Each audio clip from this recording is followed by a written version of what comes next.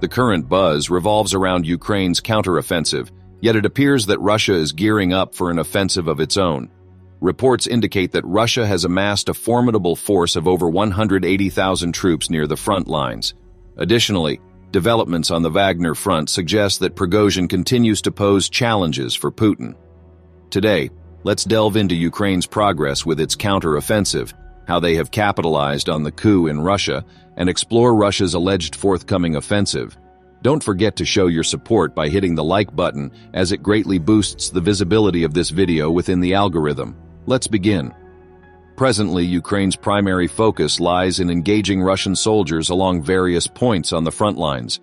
Their strategy involves deploying probing units to identify vulnerabilities and weaknesses, effectively dispersing Russian infantry across the front lines and preventing concentrated attacks. Three key areas of interest are Zaporizhia, Bakhmut, and Kherson.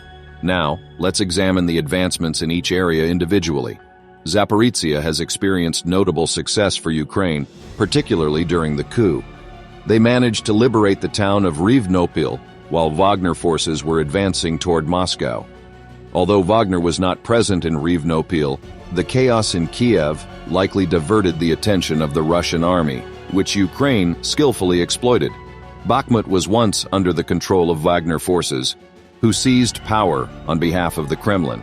However, they have recently relinquished control to the Russian army. Ukrainian officials anticipated Wagner's potential return to Bakhmut in the future. However, this expectation was before the Pragosian coup.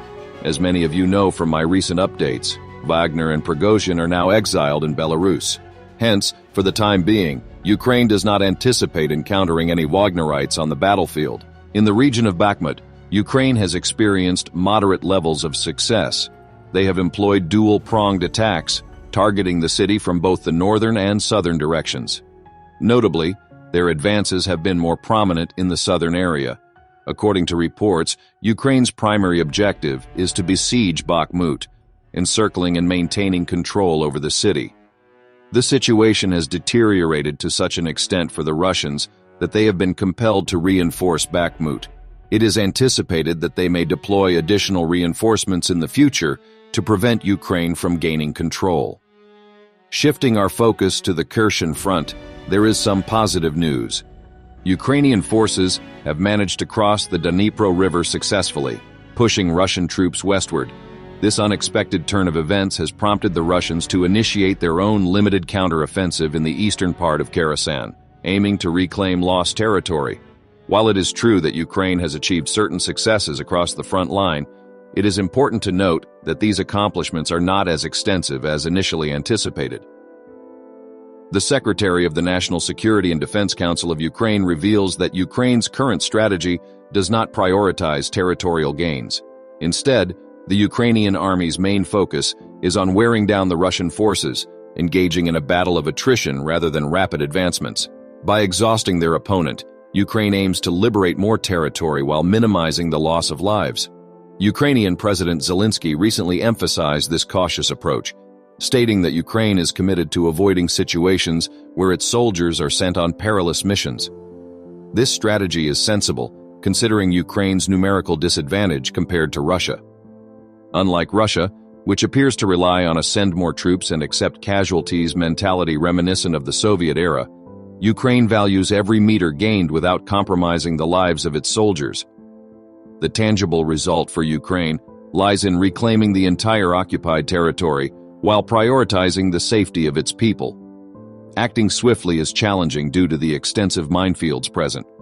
There exists an ongoing genuine conflict in our tangible existence, and regrettably, it is an exorbitant one, particularly concerning the Russian military. It appears that Russia is accumulating a substantial force of approximately 180,000 soldiers on the Eastern Front. In a moment, we will delve into the methods Russia employs to acquire these soldiers. However, let us first explore the potential strategy. Reports indicate that the majority of these soldiers are concentrated in the vicinity of Kremina, just above Bakhmut on the map, while the remainder is positioned towards the Bakhmut direction. The presence of troops in Bakhmut is likely intended to bolster Russia's position in and around Bakhmut, as Ukrainian forces have achieved moderate success.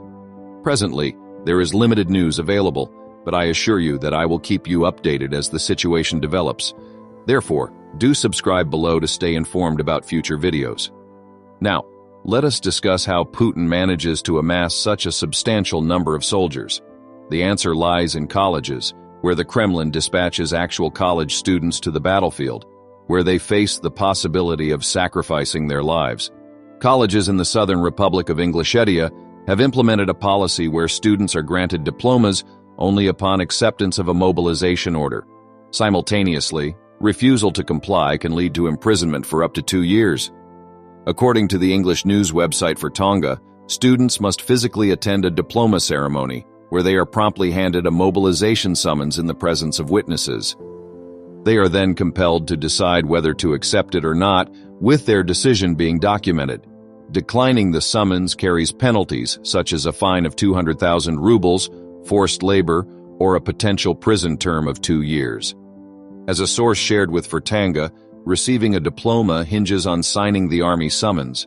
Otherwise, one is denied a diploma altogether. In other words, it's a choice between receiving a summons or signing a waiver. Opting for the summons entails mandatory military service, while refusing it leads to dire consequences such as imprisonment. Lastly, there is an update regarding Wagner. The Wagner private military company has been officially designated as a terrorist organization by OSCE, the Parliamentary Assembly for the Organization for Security and Cooperation in Europe. Participating states within the OSCE are strongly urged to utilize both domestic and international measures, including those specifically aimed at counterterrorism, to impede the malign presence of the Wagner Group and its affiliated entities. Furthermore, they are called upon to ensure accountability for all individuals responsible for the crimes committed. Considering Putin's public admission of full funding and support for Wagner by the Russian government, this OSCE ruling may exacerbate the predicament for Putin.